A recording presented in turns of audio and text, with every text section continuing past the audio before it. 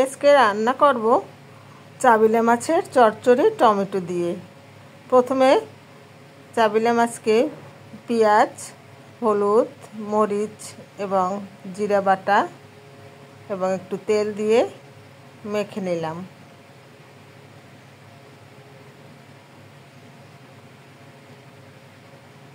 সাথে টমেটো দিলাম, একসাথে সব মশলা দিয়ে কিছুক্ষণ মেখে রাখলাম। এরপর ফ্রাই প্যানে তেল দিয়ে তেল গরম করলাম।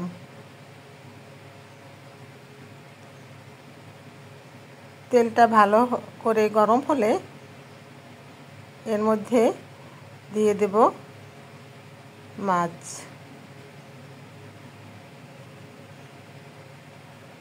মাছগুলি সুন্দর করে ফ্রাই প্যানে ছড়িয়ে দিলাম।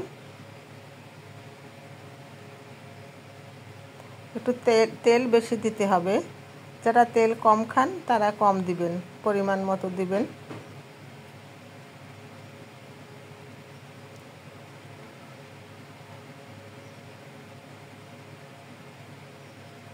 এভাবে সুন্দর করে ছড়িয়ে দিয়ে মিডিয়াম আঁচে আমি রান্না করব। এক পাশ দেখতে হবে, এক পাশ যদি মাছগুলো ভাজা ভাজা হয় আস্তে আস্তে উল্টিয়ে দিতে হবে। আমিও আস্তে আস্তে উল্টিয়ে দিলাম। এভাবে মাছ রান্না করে খেলে খুব সুস্বাদু হয়। আপনারা এই মাছটাকে কী নামে পরিচিত সেটা জানাবেন। আমাদের এলাকায় এই মাছটিকে বলি চাবিলা মাছ। অনেকে বলে ইলিশ মাছের ছোট বাচ্চা, কিন্তু আসলে সেটা না, এটা একটা অন্য মাছ।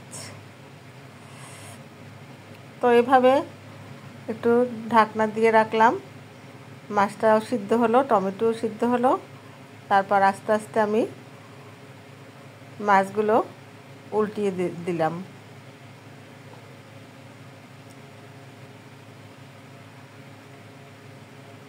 চাবিলা মাছ আবার দুই প্রকার পাওয়া যায়। এটা হচ্ছে আমাদের দেশি নদীর মাছ, এটা অনেক সুস্বাদু। আর একটা পাওয়া যায় সাগরের, একটু বড় হয়, সেটা এত স্বাদ নেই।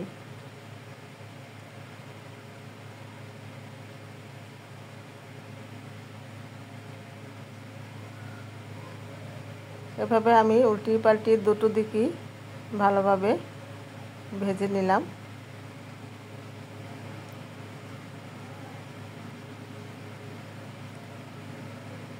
আর ছোটো মাছ টমেটো দিয়ে রান্নার বিকল্প নেই। ছোটো মাছে টমেটো দিয়ে রান্না করলে সব মাছই খুব ভালো লাগে। আমি একটুও পানি দেব না। মশলার সাথে যেটুকু পানি ছিল ওটুকুই। মিডিয়াম আছে আস্তে আস্তে আমি দুটো দিকই সুন্দর করে ভেজে নিলাম। তো এভাবে আপনারা খেয়ে দেখতে পারেন। আমাদের রান্না, বরিশালের রান্না তো অন্যরকম, সবাই একরকম রান্না করে না, এর জন্য আমি দিলাম। আপনারা খেয়ে দেখতে পারেন। এরপর দিলাম শেষে ধনিয়া পাতা।